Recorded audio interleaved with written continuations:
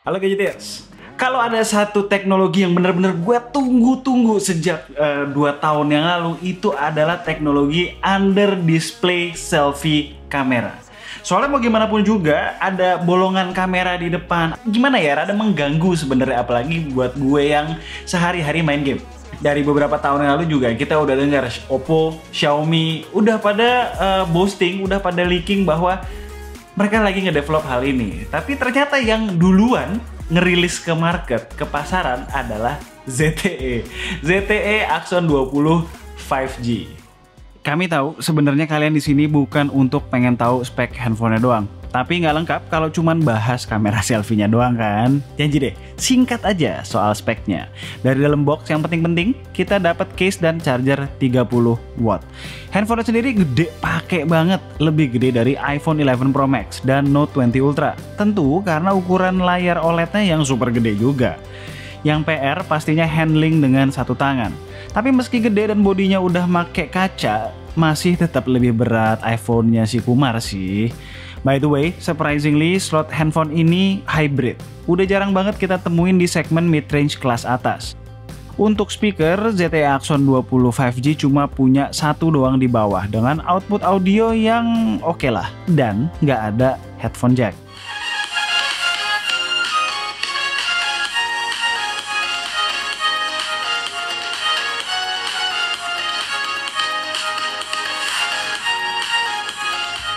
Ngomongin audio, earpiece-nya ada di dalam layar. Sebelumnya kita udah pernah coba di Huawei P30 Pro dan Mi Mix. Yang di dalam layar nggak cuma itu doang. Masih ada sensor fingerprint, sensor cahaya, dan juga kamera selfie-nya. Secara spek sih layarnya berukuran 6,92 inch beresolusi Full HD Plus dengan refresh rate 90 Hz dan udah 10 bit. Mampu menampilkan 1 miliar warna. Tapi gue merasa masih belum sekaliber handphone lain dengan spek 10 bit nih. Di sisi lain, bezelnya masih belum tipis-tipis amat, apalagi yang bawah, termasuk tebel untuk ukuran layar bezel-less di 2020.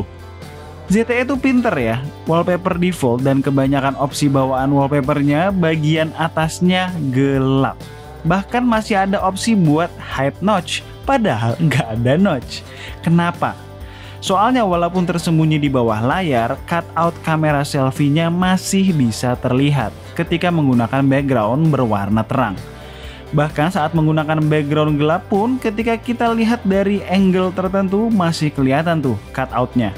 Soalnya di area kamera selfie itu, material displaynya sifatnya transparan dan kerapatan pixelnya lebih rendah dibandingkan area layar yang lainnya. Tujuannya tentu supaya cahaya bisa tembus saat kamera selfie mau dipakai. Kekurangannya adalah kalau kita perhatikan dengan detail, konten di area kamera selfie terlihat lebih pixelated dan kadang mengganggu ya. Nggak sampai di situ, teknologi ini masih mempunyai kekurangan yang lain, yaitu kualitas kamera selfie baik fotografi maupun perekaman videonya kurang oke. Tapi nggak apa-apa. Yang penting happy bisa nyobain teknologi canggih terbaru. Kabarnya teknologi under display kamera generasi ketiga milik Xiaomi sudah lebih bagus dari ini. Kita tunggu aja nanti seperti apa. Untuk sekarang kita lihat aja dulu sampel-sampel fotonya.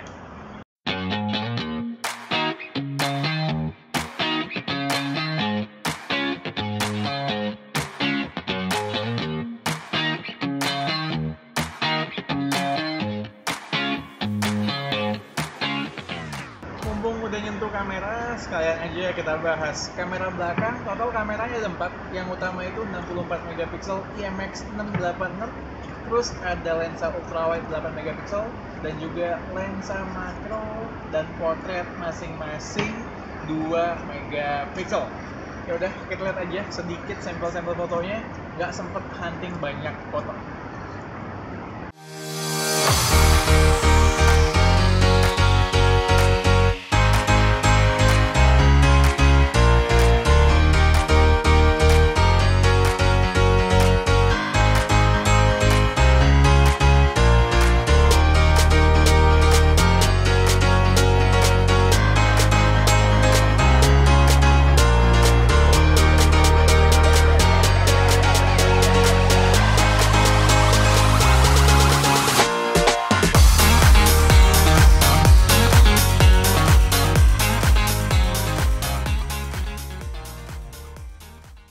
Lanjut soal performa, ZTE Axon menggunakan Snapdragon 765G, prosesor mid-range papan atas. So far kami nyoba beberapa hari, belum ada menemukan isu apapun. Untuk internal storage, kapasitasnya 256 ditandem dengan RAM 8GB.